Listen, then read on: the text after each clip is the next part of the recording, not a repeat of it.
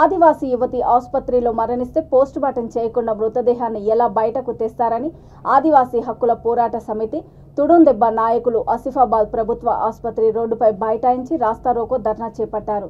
బాధిత కుటుంబానికి న్యాయం చేయాలని పెద్ద ఎత్తున నినాదాలు చేస్తూ యువతి మృతిపై అనుమానాలు వ్యక్తం చేశారు. వివరాల్లోకి వెళ్తే కొమురంభీం ఆసిఫాబాద్ జిల్లా కెరిమూరి మండలము అగర్వాడ గ్రామానికి చెందిన జుగ్నగా రేణుక నిర్మల్లోని ఒక ప్రైవేట్ ఆసుపత్రిలో స్టాఫ్ నర్సుగా పనిచేస్తున్న సమయంలో లవుడ్య రమేష్ అనే లంబాడ తెగకు చెందిన వ్యక్తి పరిచయమై ఆమెను వలలో పడేసి గర్భవతిని చేశాడు.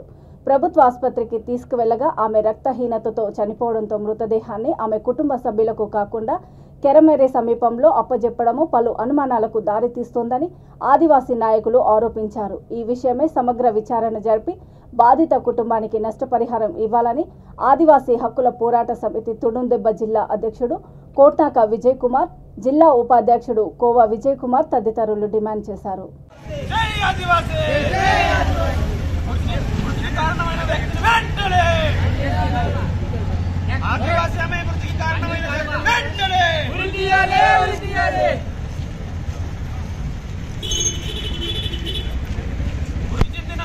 అమ్మాయి కుటుంబానికి వెంటనే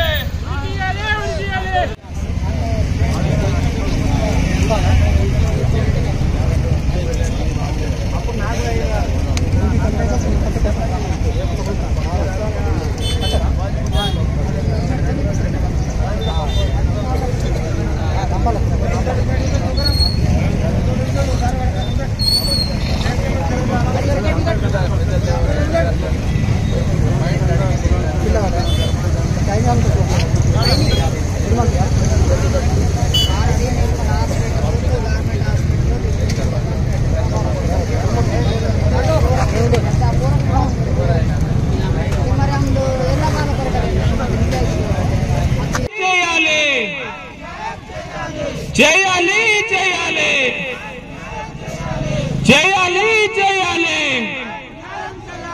జై ఆదివాసీ, జై ఆదివాసీ. ఆదివాసీ అమ్మాయి మృతికి కారణమైన వ్యక్తిని వెంటనే విచారణ.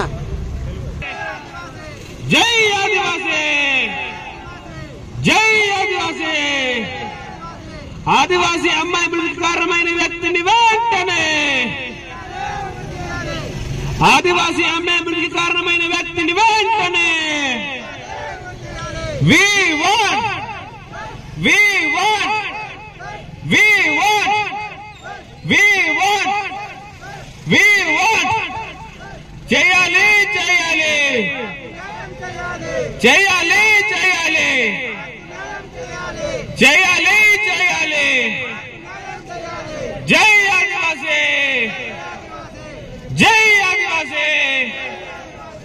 ఆదివాసీ అమ్మాయి మృతికి కారణమైన వ్యక్తిని వెంటనే